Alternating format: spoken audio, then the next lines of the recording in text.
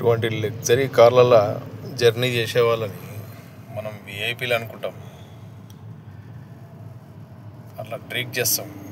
కానీ జీవితంలో మనకు తెలియని నిజం ఏంటంటే మనం కూడా విఐపీలమే. అది ఎలాగో చెప్తా.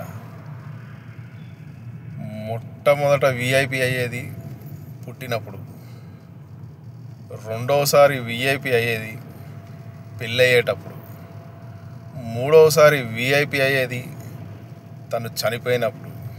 ఎందుకంటే చనిపోయిన తర్వాత వాడి ఆ శత్రువు కూడా అరే ఒక్కసారి చూద్దాంరా ఈయన ముఖాన్ని అని చెప్పి అనే రోజు ఆ విఐపి అన్నదానికి నిదర్శనం.